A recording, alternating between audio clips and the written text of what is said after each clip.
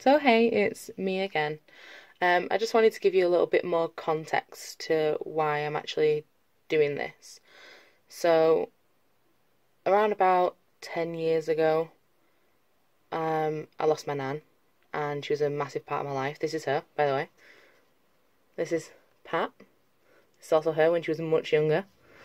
So, as you can see from the picture, she's a pretty dark Indian woman.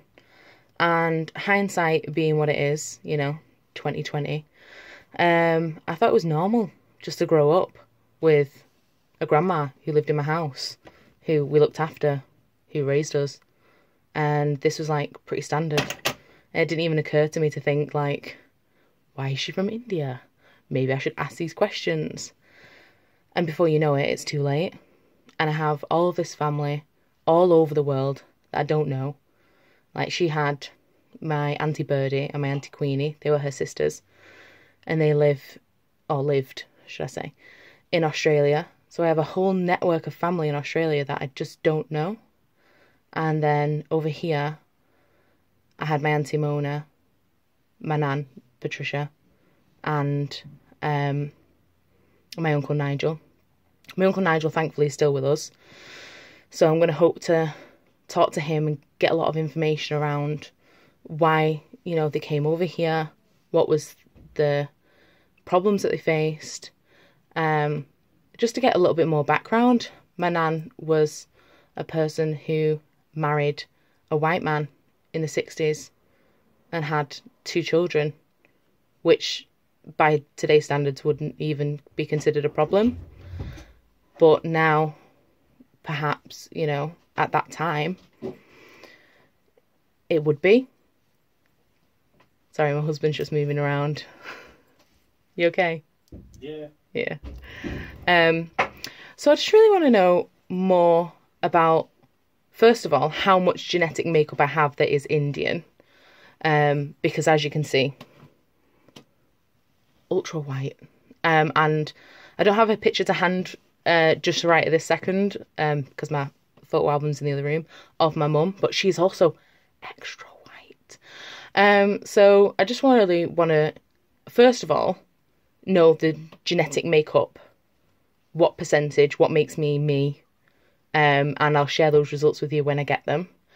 And I also want to start thinking about that sort of cultural heritage, because I grew up white British, even though I had a grandmother who was Indian, but her culture just wasn't celebrated in our house, and that's not something that she ever really claimed, or we never really claimed for her. And I'm not here to claim another culture that I've not been raised with, but I'd just like to know more about her life over there. My mother and father are actually going to India next March for a month, and they'll visit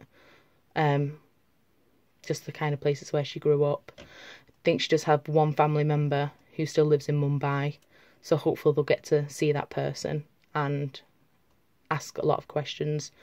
Because even when I've been speaking to my mother, a lot of things that they were told as children are now not correct, and they were lied to, but we don't know why they were lied to, and we don't know why this culture was never celebrated or never part of our rich background.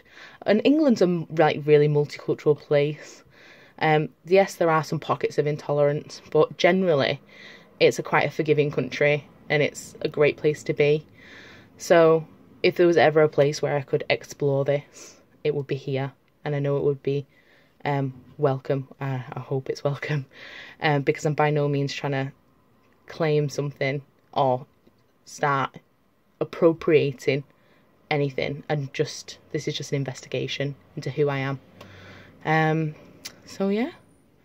So if you've got any thoughts on this, or if this is a reflection of your background too, please give me any information that you have. If this is a way that you've been raised and these are questions that you haven't answered, it might be nice to have somebody to share the journey with. Okay.